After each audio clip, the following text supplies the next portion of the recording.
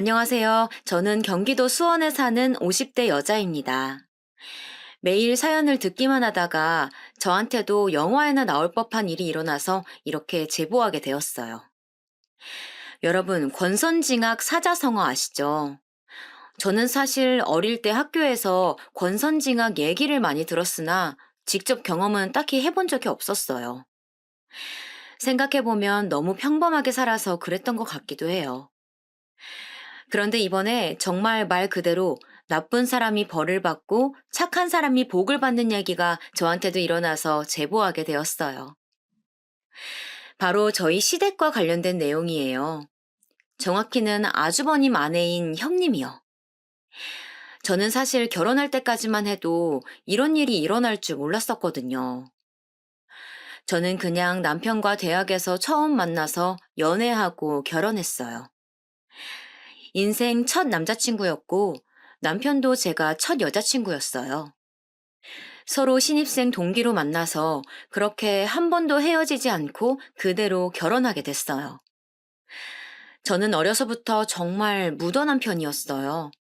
정말 너무 평범하게 살아왔고 결혼도 그냥 정말 무탈하게 진행되었어요. 양가에서도 같은 대학이고 오래 사귀었으니 서로 마음에 들어 하셨고 남편도 저도 예민하지 않고 무난한 성격들이라 정말 평생 이렇게 재미없지만 고요하게 살아갈 줄 알았어요. 사실 제가 남편과 결혼을 결심하게 된 이유는 무심함 때문이에요. 제가 이런 얘기를 하면 제 친구들은 다정한 사람이 최고라고 하던데 저는 이상하게 남편의 무심함과 예민하지 않고 무던한 모습이 그렇게 좋더라고요. 아무튼 그래서 그렇게 시댁을 처음 인사 갔을 때가 기억나요. 남편은 아버지가 초등학교 때 돌아가셨다고 미리 저에게 말을 했었어요. 그래서 시어머니가 홀로 살아 계셨고 형이 한 명 있는데 그 형은 결혼해서 나가 산다고 했어요. 딱 저 말만 듣고서는 사실 걱정을 많이 했어요. 왜냐면 홀 시어머니는 힘들 수도 있다고 주위에서 그랬거든요. 그러나 시어머니의 첫인상은 굉장히 화끈하셨어요. 드디어 미영이가 우리 며느리가 되는구나. 진짜 가족이 되다니 너무 기쁘다. 오래 만났고 제가 남자친구 군대도 다 기다려주어서 시어머니는 저를 굉장히 예뻐하셨어요. 말은 그렇게 많지 않으셨지만 홀로 형제를 키워서 그런가 마냥 호락호락하지는 않으셨어요. 알고 보니 시어머니는 지방에서 혼자 큰 식당을 운영하고 계셨어요. 남편이 초등학교 다닐 때는 그냥 작게 동네에서 하는 백반집이었대요. 그런데 워낙 성격도 좋으시고 음식 맛도 좋으니까 가게가 점점 커져서 지금은 정말 큰 식당을 하고 계셨어요. 그 동네 사람이면 이름만 들어도 아는 그런 유명한 지역 맛집이요. 옆 지역에서도 놀러 오면 꼭 들르는 그런 큰 식당이었어요. 방송에도 몇 번 나와서 웨이팅까지 해서 먹는 그런 식당이랍니다. 사실 이 얘기를 했을 때 제가 친언니가 있는데 언니가 걱정을 많이 했어요. 식당을 하는 홀 어머니면 제가 수시로 찾아가서 식당 일을 도와줘야 하는 거 아니냐고 그랬었거든요. 하지만 시어머니는 저에게 단 한 번도 도와달라고 하지 않으셨어요. 애초에 제가 가서 도와주지 않아도 직원들이 워낙 많으니 제가 가지 않아도 됐었고요. 생각보다 많이 큰 식당이었어요. 저는 오히려 어머님 식당이 너무 커서 놀랐던 기억도 나요.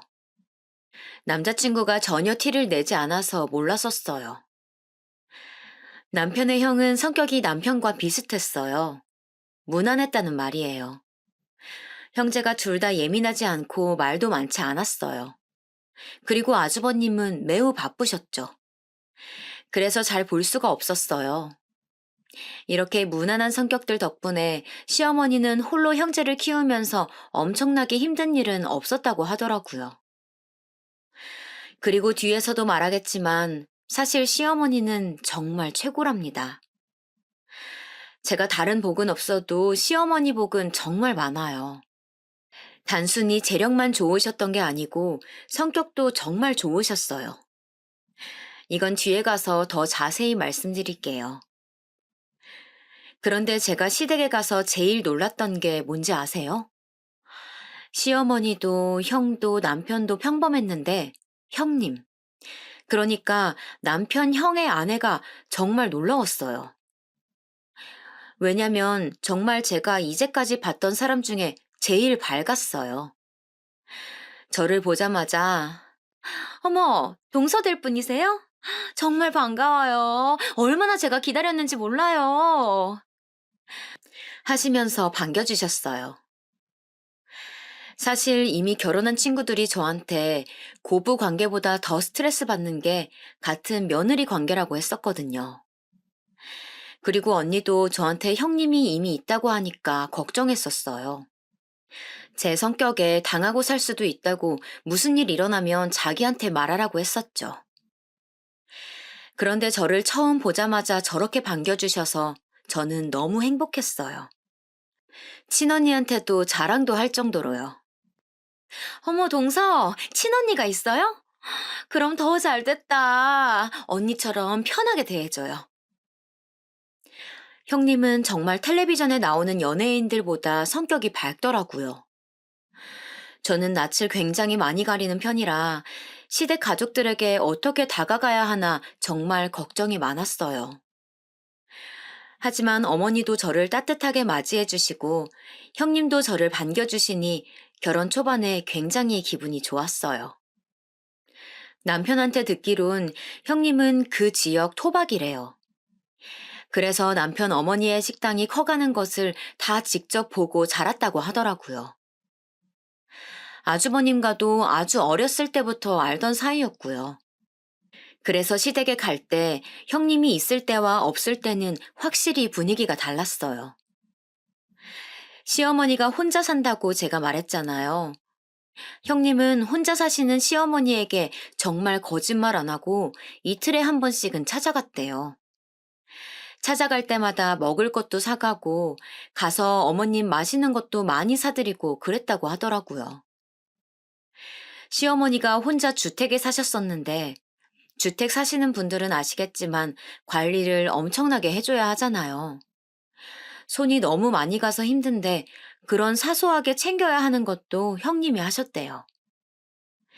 게다가 여행도 둘이 다녔대요. 제주도 여행을 시어머니와 며느리 둘이 가는 게 가능한 건가요, 여러분?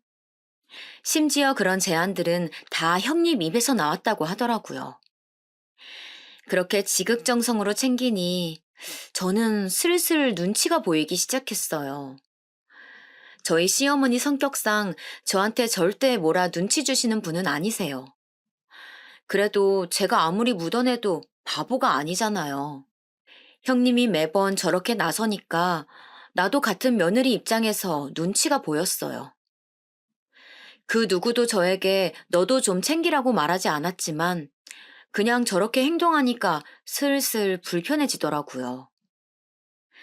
친구들한테 말하니 형님이 고단수라고 하던데 그때는 그 말이 뭔지도 몰랐어요. 언젠가 너무 신경 쓰여서 남편에게 말했던 적이 있어요. 여보, 그런데 형님 저러시는 거는 아주버님이 시킨 건 아니겠지? 형이 누구한테 저렇게 시킬 사람 아니야. 그냥 형수 혼자 저러는 거야. 당신은 너무 저기에 신경 쓰지 않아도 돼. 무시하려고 해도 같은 며느리니까 조금 불편한 건 사실이야. 당신은 여자가 아니라 완전히 내 마음을 모르겠지만 말이야. 당신 나처럼 묻어난 줄 알았는데 아니네? 아니, 이 사람이 진짜 왜 이래? 장난이야. 그런데 정말 무시해도 돼. 형수 저러는 거 당신은 딱 보면 모르겠어? 어머니 가게 물려받으려고 저러는 거잖아.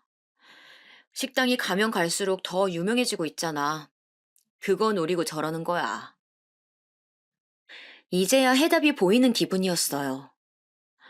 저는 전혀 눈치를 채지 못하고 있었는데 바로 가게를 노리고 시어머니에게 잘해준 것이라고 하더라고요.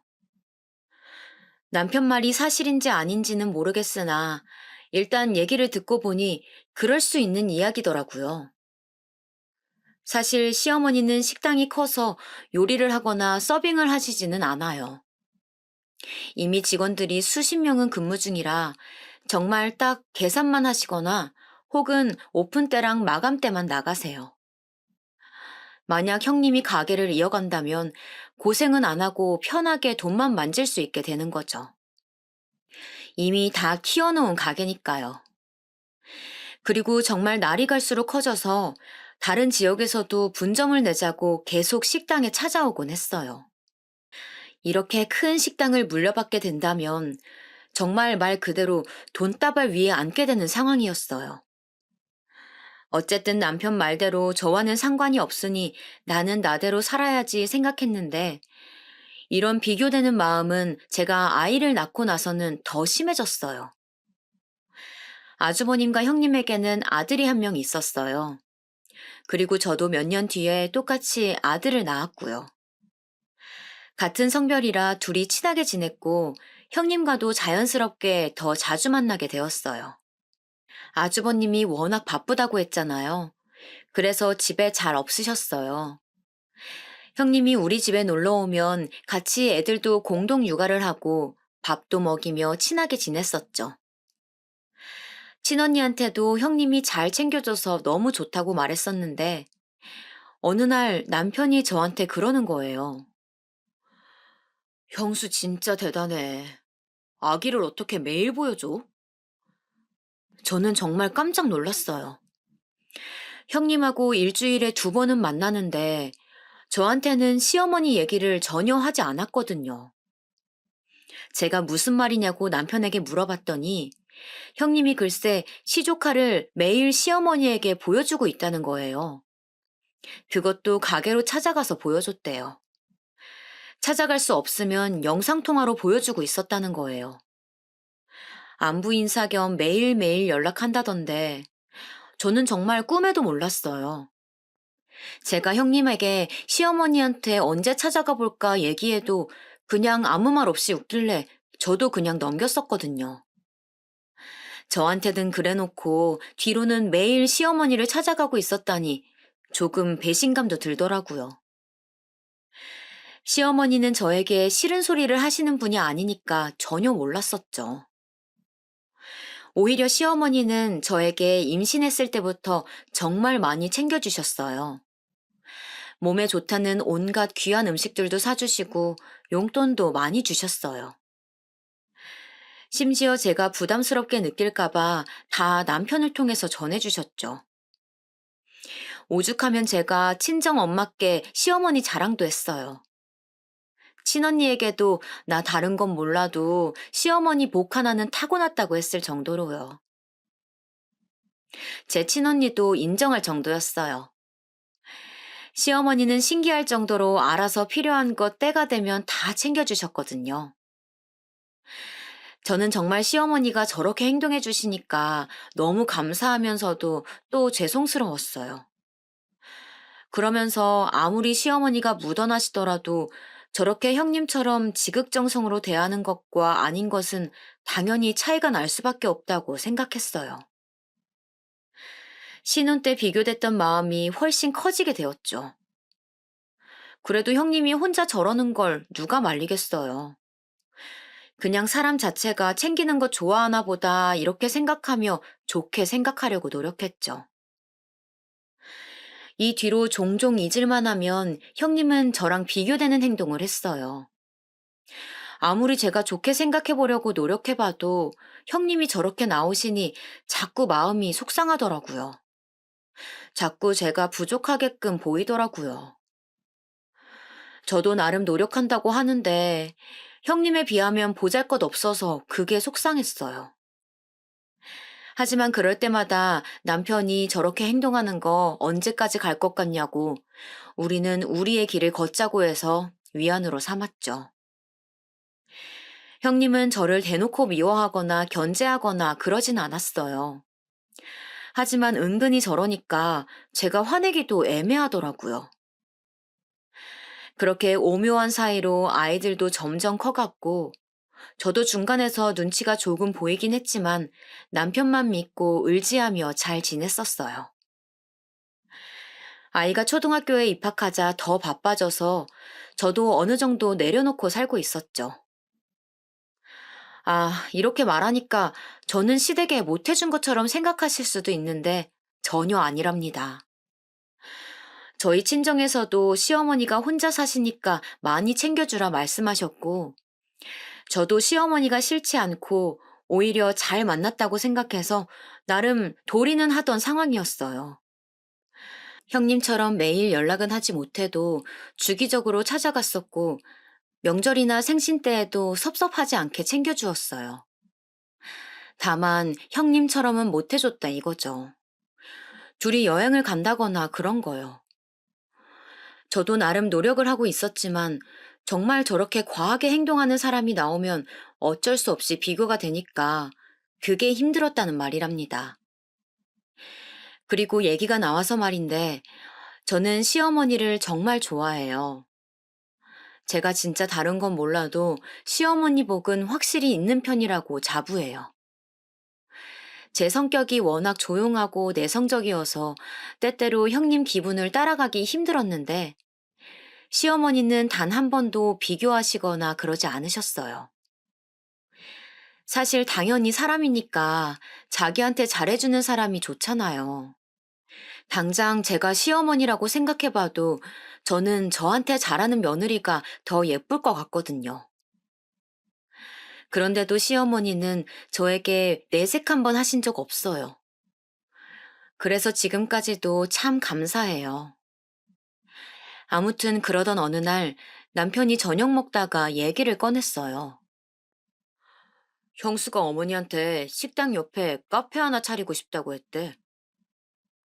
갑자기 무슨 카페? 말 그대로 식당이 백반집이니까 옆에서 카페 차리면 서로 좋은 영향을 줄 수 있을 것 같다고 그랬다네. 어머니는 그거 듣고 당신이 돈 내주신다고 했나 봐. 아, 그래? 잘 됐네. 자기는 괜찮아? 뭐가? 형수한텐 카페 차려주는데 자기한테는 아무것도 없잖아. 나는 그냥 이렇게 사는 게 운명인가 보지 뭐.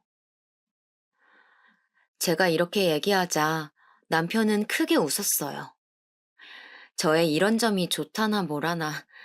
그런데 진심이었어요. 저는 어머님이 형님한테만 카페를 차려주셔도 아무렇지도 않았어요.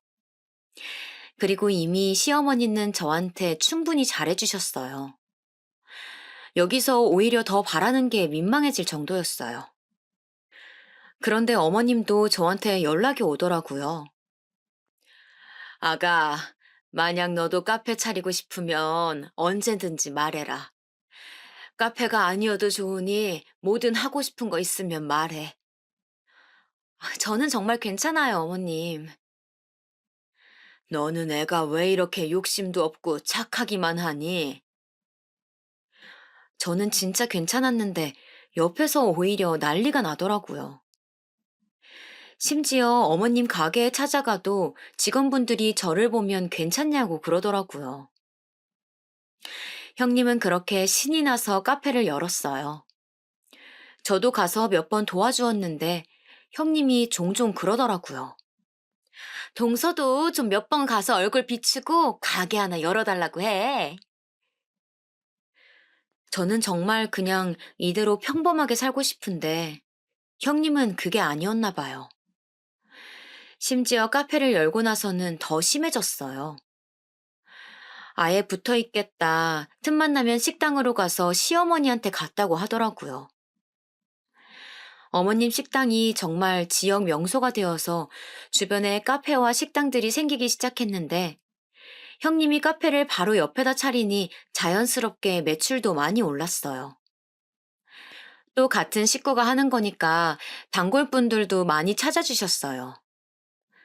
사실 저는 저 정도로 노력하면 식당 그냥 물려받았으면 좋겠더라고요. 형님은 카페를 열고 눈에 띄게 얼굴이 좋아졌어요. 하고 다니는 차림도 많이 달라졌고요.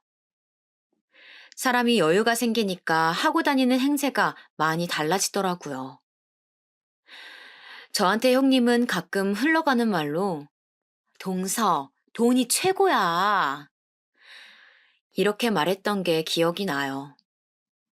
아무튼 그렇게 살고 있었는데 남편이 이번엔 시어머니가 형님 어머님한테도 가게 하나를 열어줬다고 하더라고요.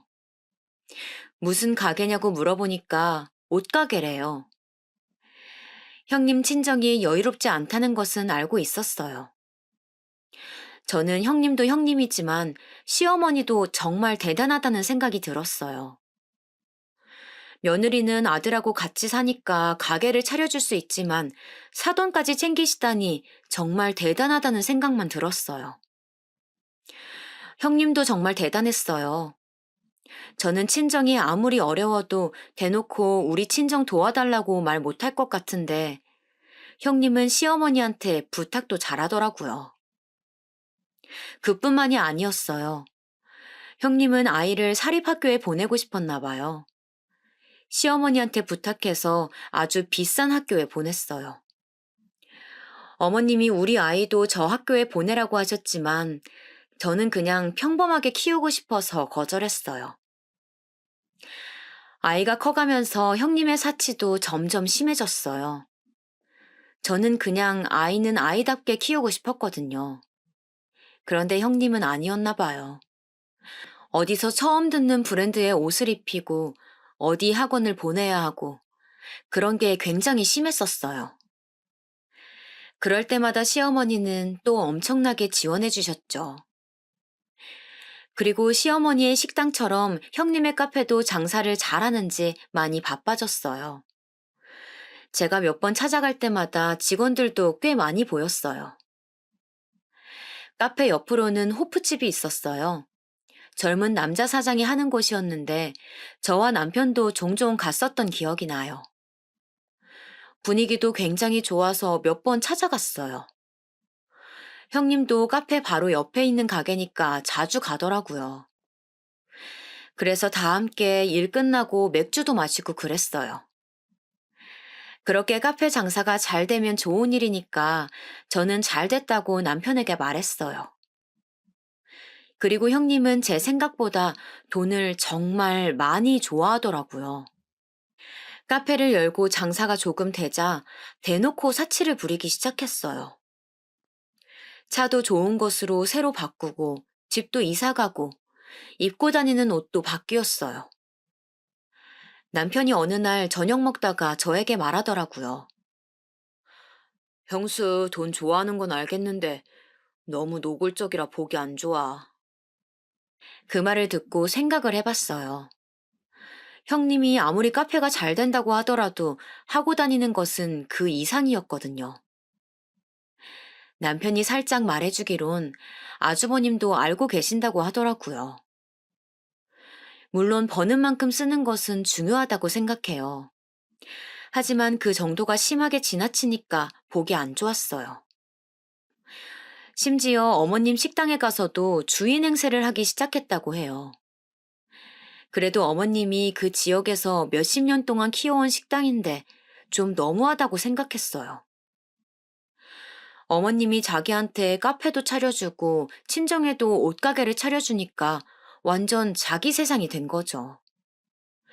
형님은 그것을 숨길 생각도 하지 않았어요. 오히려 자기가 돈이 많으니까 여기저기 자랑도 많이 했고요. 여행도 정말 많이 다니더라고요. 이상했던 건 그렇게 놀러 다니는데 아주버님하고 시조카는 같이 데리고 다니지 않는 거예요. 혼자 뭐가 그리 좋은지 잘 놀러 다니더라고요. 카페가 잘 되면서 시어머니를 찾아가는 것도 빈도가 많이 줄었다고 해요. 남편은 그걸 보고 저럴 줄 알았다고 이야기하더라고요. 시어머니는 내색조차 하지 않으셨고요. 그래서 시조카가 오히려 종종 우리 집에 와서 같이 밥도 먹곤 했어요. 제가 엄마는 어디 가셨냐고 물어봐도 시조카는 그때마다 모른다고 하더라고요. 도대체 뭘 하고 돌아다니길래 애도 방치하고 저러는 건지 의아했어요. 그렇게 노골적으로 잘하더니 이제 받을 만큼 받으니까 저러고 돌아다니는 건가 생각이 들었어요. 우리 가족만 그렇게 생각한 것은 아니더라고요. 제가 식당에 가서 일손을 도우려고 하면 오히려 단골 손님들이 저에게 말씀해 주셨어요. 둘째가 제대로 된 사람이지. 첫째 며느리는 이제 살판난 게 보여. 그럴 때마다 저는 그냥 웃기만 했어요. 그러면서 한편으로는 시어머니가 상처받지 않으셨으면 좋겠더라고요. 그러던 어느 날 아이가 학교에서 돌아와 간식을 먹이고 학원에 보내자마자 연락이 왔어요. 동서, 지금 어디야? 큰일 났어. 어머니가 갑자기 쓰러지셨어. 빨리 병원으로 와. 주소 문자로 보내줄게. 형님의 전화였어요. 어머니가 쓰러지셨다길래 너무 놀라서 일단 남편에게 전화로 상황 설명을 했고 바로 병원으로 달려갔어요. 도대체 이게 무슨 일인가 너무 놀랐어요. 정말 손이 덜덜 떨려오더라고요. 설마 돌아가시는 건 아니겠지 생각하며 마음 졸였죠. 택시를 타고 불이 나게 달려간 병원에는 형님 혼자 있었어요. 그런데 평소와 달리 형님은 침착하더라고요. 오히려 제가 더 놀라서 당황한 채로 여기저기 이상은 없냐고 간호사들에게 물어보고 있었어요. 1인실로 옮기고 겨우 진정하고 있는데 의사 말을 들어보니 원인은 아직 모르겠으나 일단 깨어날 때까지 기다려달라고 하더라고요. 검사 결과를 보니 막 엄청나게 몸에 이상은 없지만 깨어날 때까지 옆에서 간호는 필수라고 말을 하길래 알겠다고 했어요. 바로 남편에게 전화를 걸어 상황 설명을 하고 병실로 들어왔는데 형님이 저한테 말을 하는 거예요. 형님은 확실히 평소와는 달랐어요. 저는 정말 다른 사람인 줄 알았어요. 동서, 나는 어머님 간호 절대 못해. 정말 죽어도 못해. 동서가 좀 했으면 좋겠어. 내가 500만 원 줄게. 그걸로 간호 부탁해? 내가 그동안 어머니한테 잘했던 거 알지? 이제 동서가 좀 노력해봐. 저는 저 말을 듣자마자 너무 당황스러워서 아무 말도 하지 못하고 형님만 바라보고 있었어요. 내가 그동안 얼마나 고생했는데. 노인네 매일 찾아가고 옆에서 가게 하면서 챙기고 둘이 여행 가느라 얼마나 스트레스 받았었는데. 아, 잘 됐다. 설마 동서, 어디서 본 건 있어가지고 유류분 주장할 거 아니지? 사람이 그렇게 살면 안 돼. 어머님 식당이 생각보다 정말 매출이 좋더라. 얼마나 돈이 되겠어. 그동안 고생했던 거 보상받을 생각하니까 너무 좋다, 동서. 도대체 언제 가시나 했더니 이제 가시네.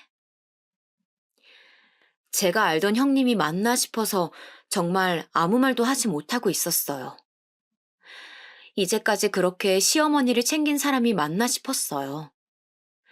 정말 지극정성으로 챙기더니 막상 시어머니가 쓰러지니까 저렇게 나오는 거예요.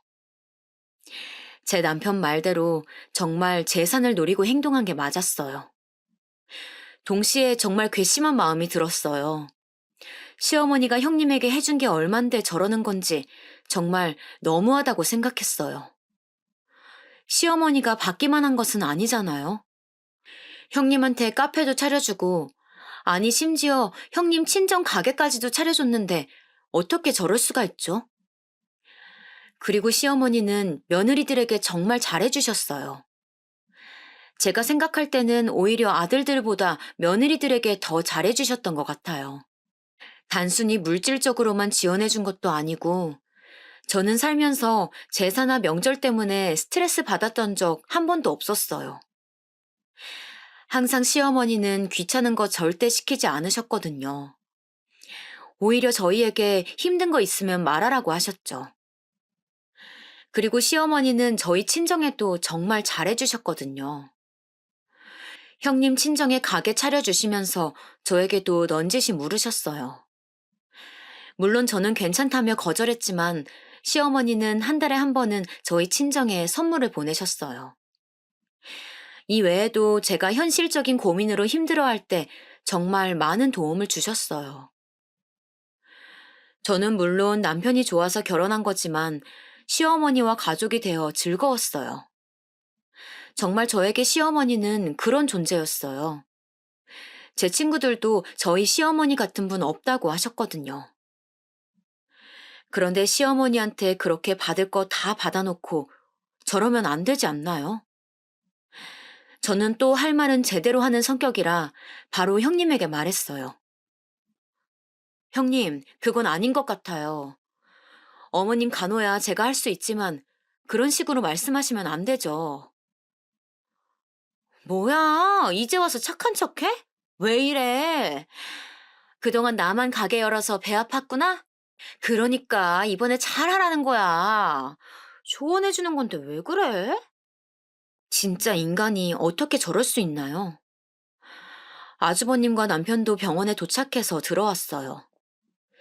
무슨 일이냐고 묻길래 의사가 말한 대로 원인은 모르겠으나 눈 뜨실 때까지 일단 기다려야 된다고 말했어요. 다행히 몸에 긴급한 병이 있는 것은 아니니 안심하라고도 말했죠.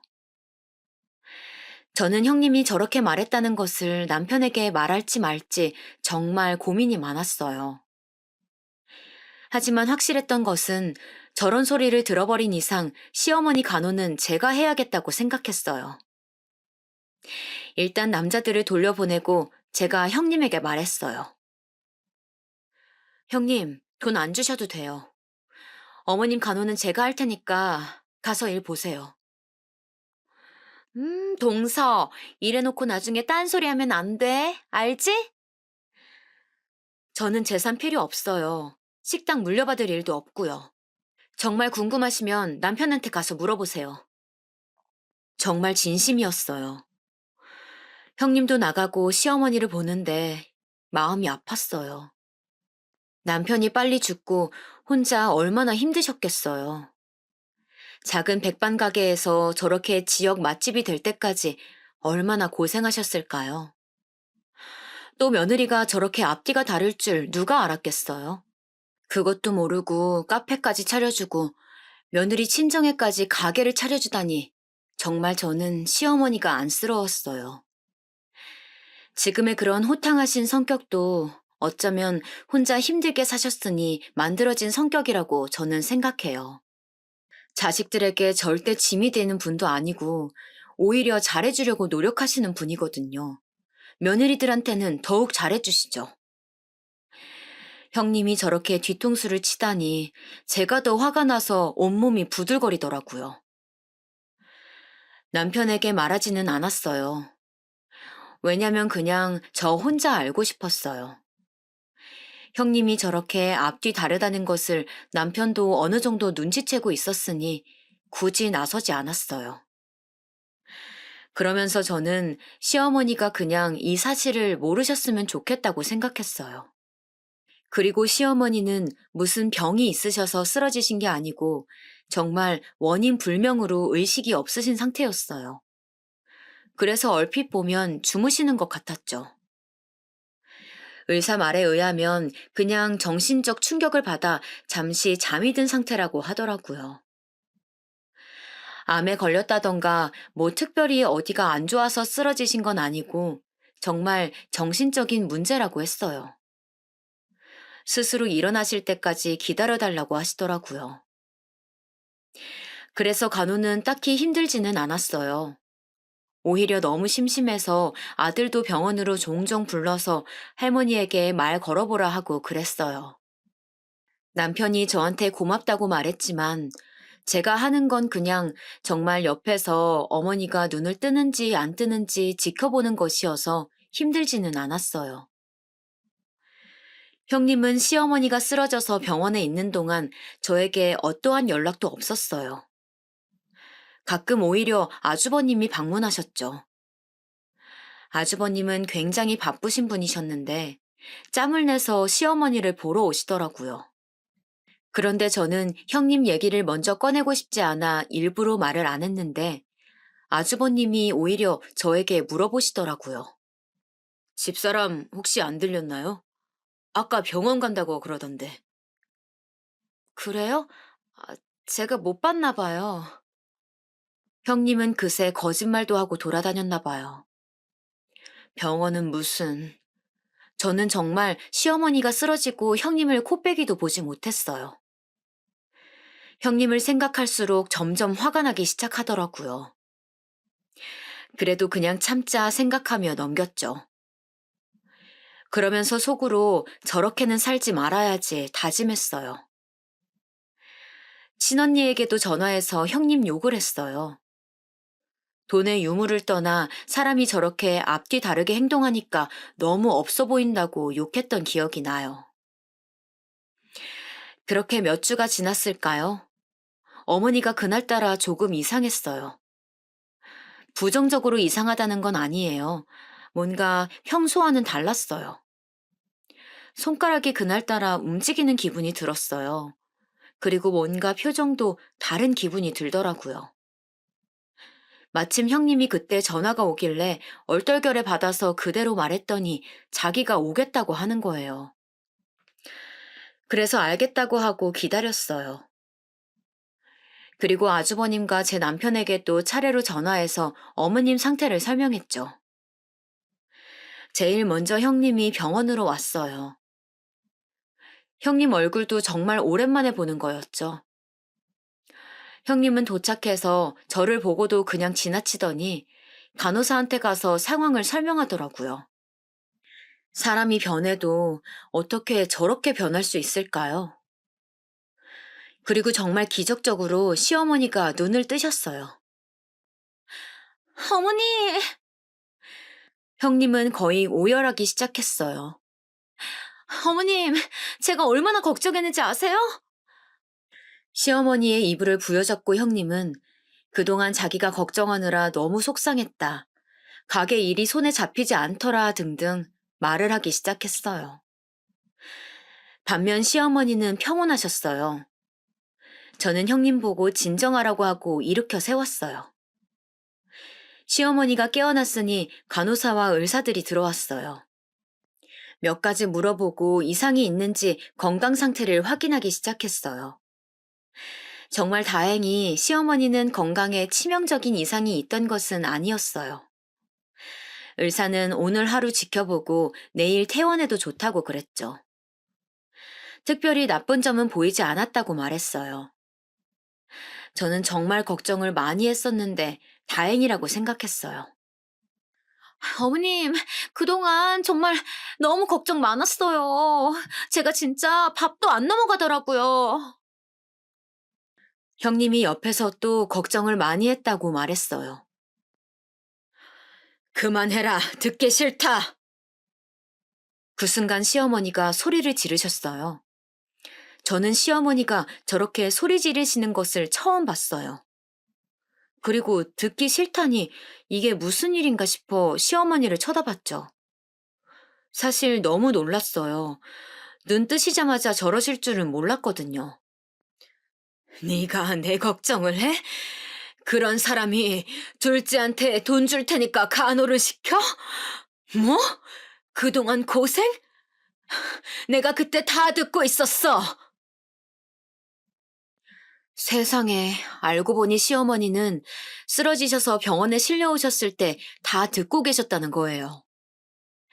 그런데 여러분, 더 충격적인 말은 뒤에 나오는 말이었어요.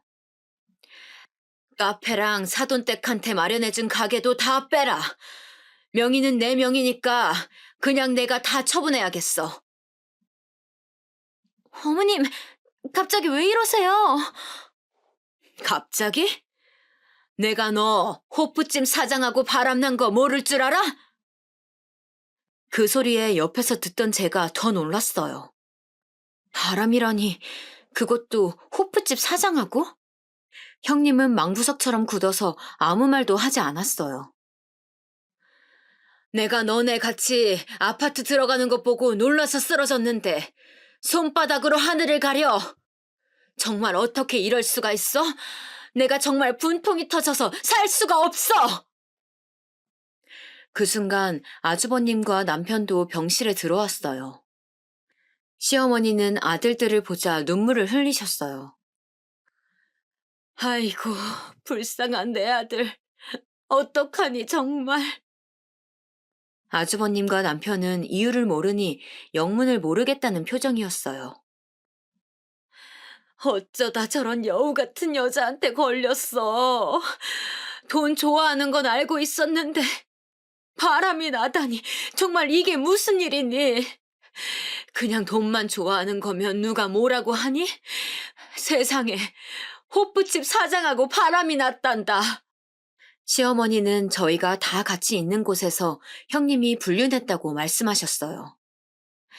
아주버님은 정말 모르고 계셨는지 형님에게 묻더라고요. 형님은 처음에는 절대 아니라고 했어요. 무슨 소리냐고 자기는 너무 당황스럽다고 하더라고요. 어머님, 어떻게 저한테 그러세요? 제가 이제까지 어머님한테 잘했던 거 어머님이 더 잘하시지 않으세요? 갑자기 불륜이라뇨. 네가 옆 가게 사장이랑 여기저기 다닌 거 내가 모를 줄 알아? 내가 한두 번 그런 소리 들은 게 아니야. 네. 알고 보니 형님은 옆 호프집 가게 사장과 바람이 났더라고요. 시어머니 가게가 워낙 지역에서 유명했다고 했잖아요. 그러다 보니 지역 어디를 가도 시어머니를 알고 계셨어요. 그 가게에 매일 드나드는 형님도 당연히 사람들이 알고 있었고요. 그런데 겁도 없이 바로 옆 가게 사장하고 바람이 났던 거였어요. 게다가 형님이 그 지역 토박이라 형님도 모르는 사람이 없었는데요. 당연히 손님분들이 여기저기서 목격하고 그걸 시어머니한테 전했던 거예요. 형님은 인정하지 않았어요. 오히려 증거 있냐고 막 울면서 소리를 지르기 시작했어요. 그러자 시어머니는 말씀하셨죠. 내가 두 눈으로 똑똑히 봤다니까? 니네 같은 아파트 들어가는 거. 나중에 알고 보니까 지역 주민들이 형님과 옆 가게 사장이 둘이 붙어 다니는 것을 보고 사진을 찍어 시어머니에게 보냈더라고요. 식당이 워낙 오래되다 보니 단골 손님도 매우 많았거든요. 형님은 카페로 번 돈으로 두 집 살림을 하고 있었다고 해요. 정말 간도 크게 같은 지역 안에서 아파트를 새로 얻어 살고 있었다고 하네요. 그걸 본 사람이 한둘도 아니고요. 워낙 어머님이 식당도 크게 하셨고 형님은 바로 옆에서 카페를 운영하고 있었으니 당연히 사람들 눈에 띄었던 것 같아요. 게다가 불륜남도 바로 옆 가게에서 호프집을 운영하고 있으니 식당을 몇 번만 왔어도 알아차리고도 남을 사실이었어요. 바람도 정말 통 크게 하고 있더라고요. 알고 보니 형님은 혼자 여행을 다녔던 게 아니었어요. 불륜남과 여행을 다녔더라고요. 어쩐지 이제야 시조카가 왜 혼자 있었는지 알게 되었어요. 다 알고 나니까 모든 퍼즐이 맞춰지기 시작했죠.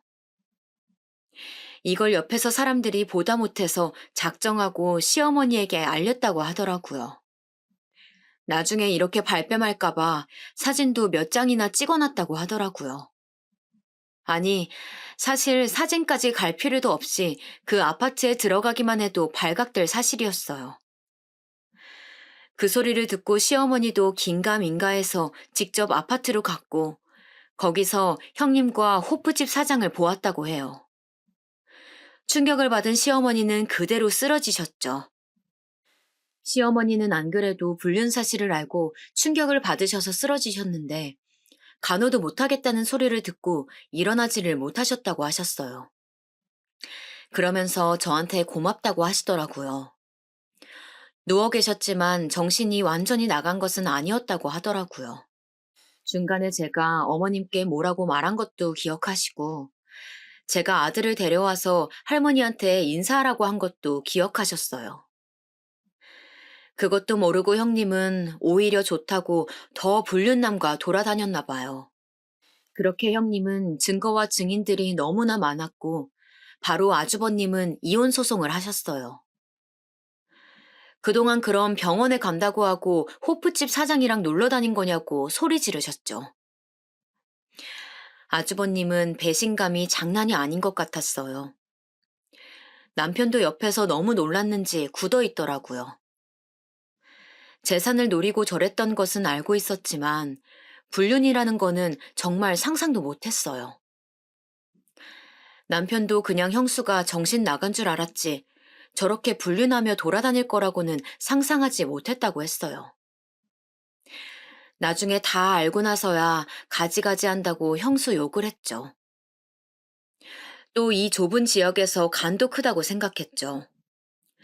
같은 동네 살면 사실 한 달이 건너면 다 아는 사이잖아요. 카페와 형님 친정에 구해준 가게는 애초에 어머님 명의였다고 하더라고요. 어머님은 저를 따로 불러서 말씀하셨어요. 아가, 네가 카페 이어서 하렴. 어머님, 제가 과연 할 수 있을까요? 저는 정말 괜찮아요. 못할 건 또 뭐니? 아니면 명의 변경을 해줄 테니까 가게 나가지 말고 돈만 벌어. 내가 정말 고마워서 그래. 그리고 예전부터 내가 너무 못해준 것 같아 신경 쓰였어.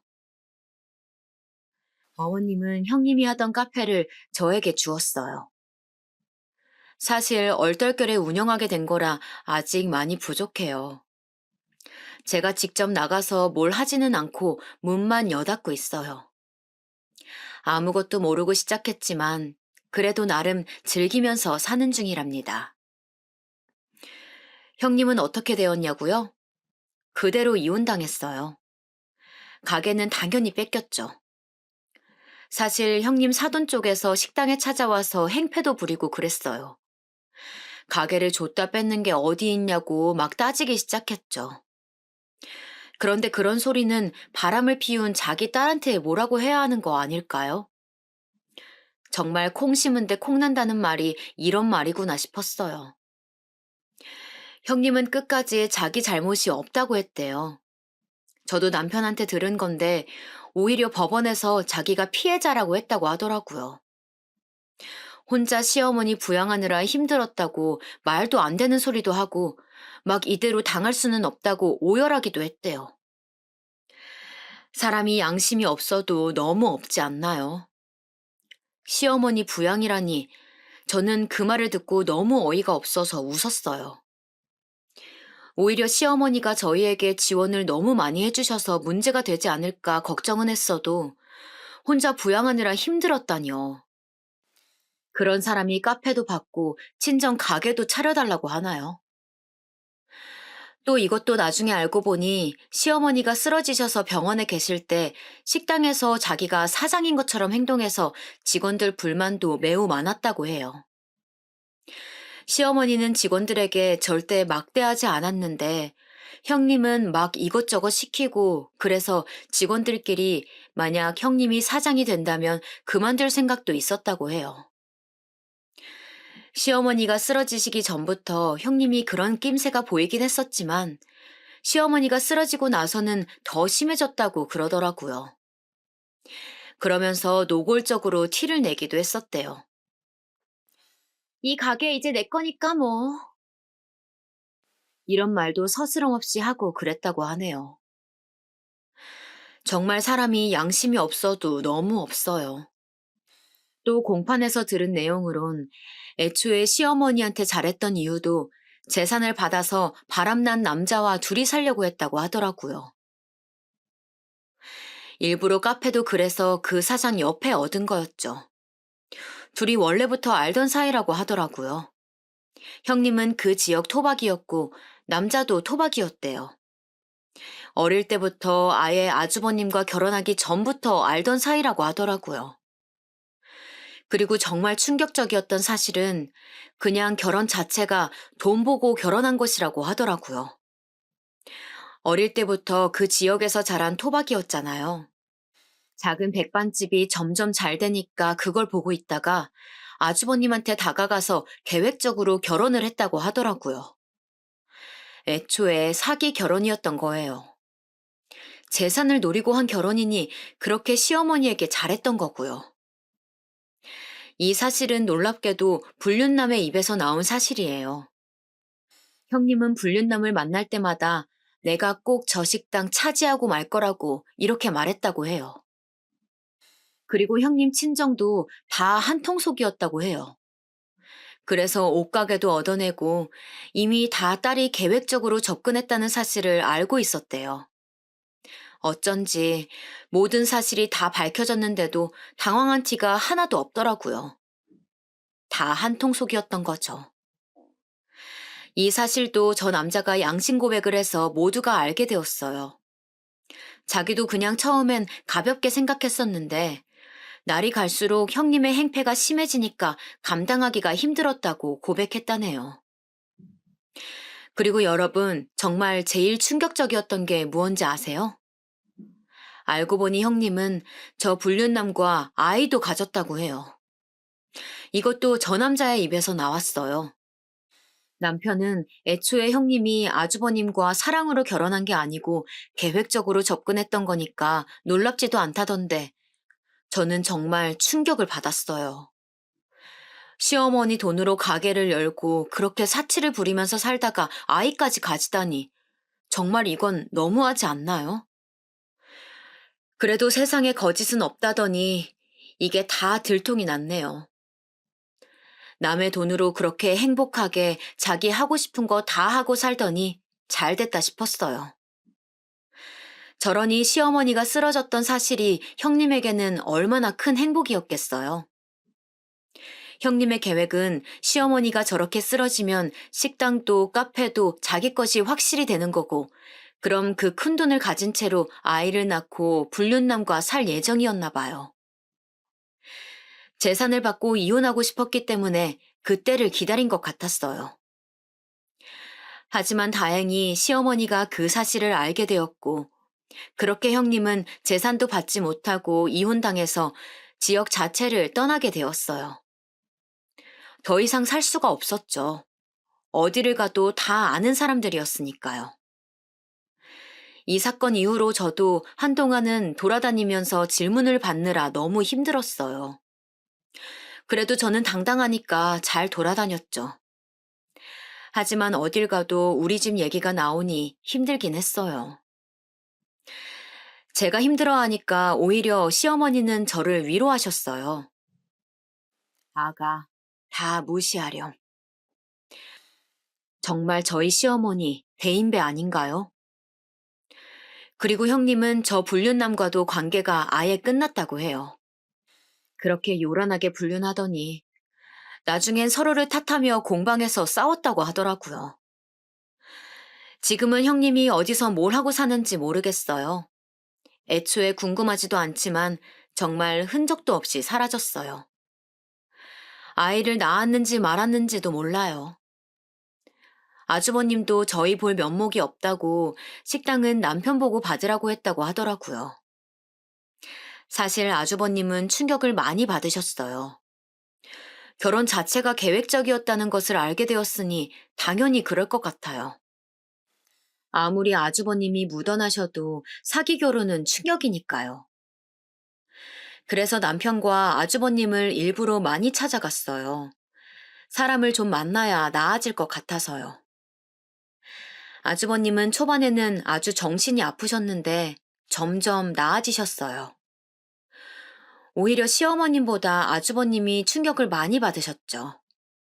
하긴 저라도 남편이 저와의 결혼 목적이 돈 때문이라고 하면 정말 충격받을 것 같아요. 물론 제 친정은 부자가 아니지만요. 아, 시조카는 당연히 아주버님이 키우고 있어요. 이것도 나중에 들은 사실인데 형님은 아이에게도 신경을 안 썼다고 하더라고요. 저는 정말 몰랐는데 시조카의 입에서 나온 사실은 정말 충격적이었어요. 알고 보니 형님 정말 나쁜 사람이더라고요.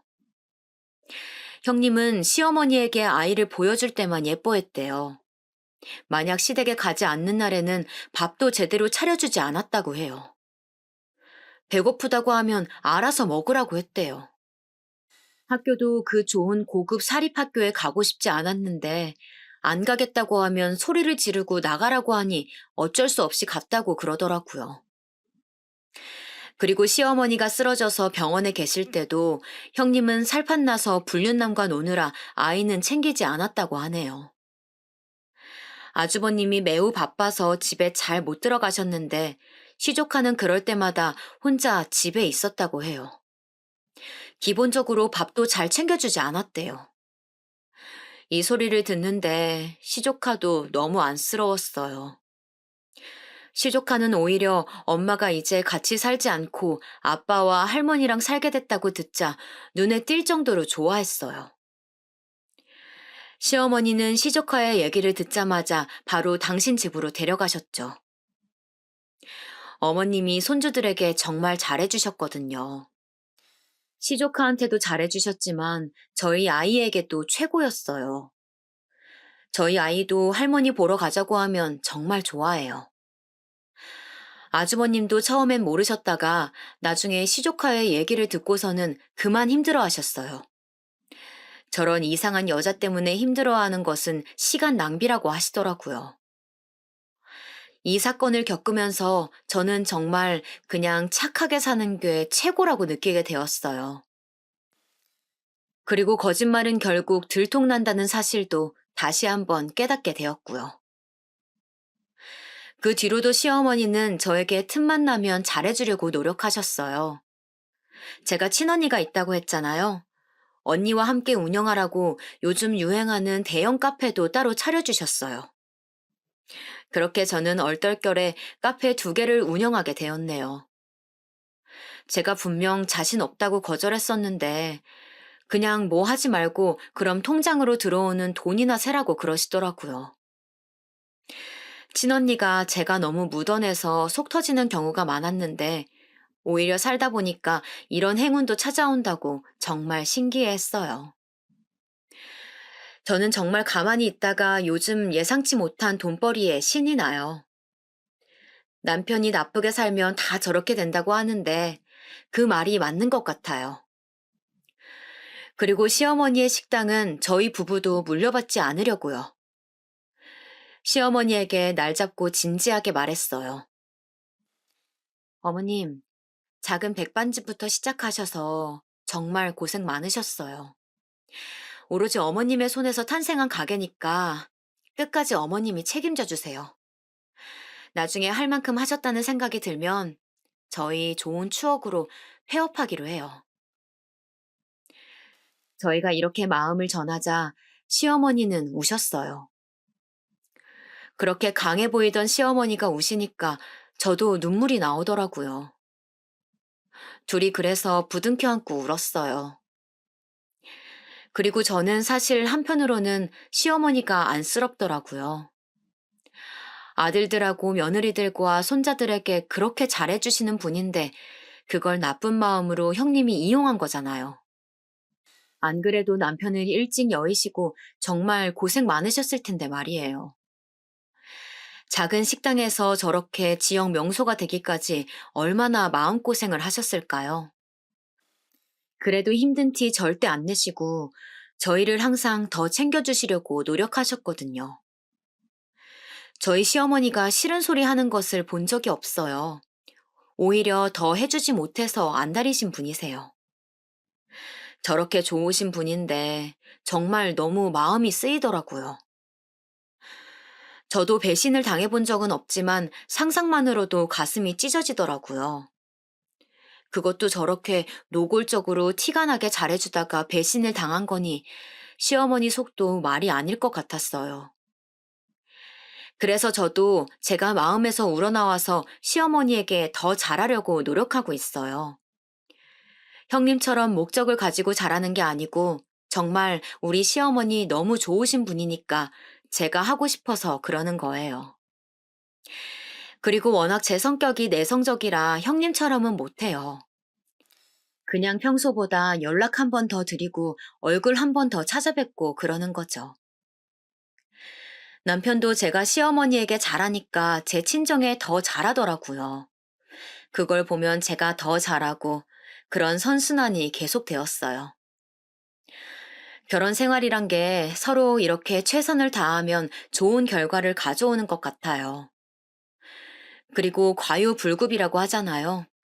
형님도 돈 때문에 그랬던 건데 저는 앞으로도 이렇게 욕심내지 않고 그냥 제 현재에 만족하면서 살아가려고 해요. 남편과 아들과 행복하게 살고 있고 시어머니와도 형님이 없어지니까 더욱 사이가 좋아졌어요. 중간에서 튀는 사람이 없으니 오히려 편해지더라고요. 시어머니도 오히려 형님이 나가니까 편해지셨대요. 제가 조심스럽지만 천천히 다가가는 게 너무 보기 좋다고 어찌나 칭찬하시던지요. 저는 오히려 그렇게 칭찬해 주시니 몸둘 바를 모르겠더라고요. 이렇게 우리 가족에게 중간에 살짝 시련이 있었지만 결과만 보면 저희 정말 행복해졌어요. 서로 진심을 알게 되니까 예전보다 훨씬 분위기도 유연해졌고요. 이제 살면서 큰 걱정 없이 살 수 있을 것 같아요. 지금까지 제 얘기 들어주셔서 감사합니다. 날씨가 이제 기온도 많이 내려갔어요. 건강관리 유의하시고 행복한 연말 준비하세요. 감사합니다.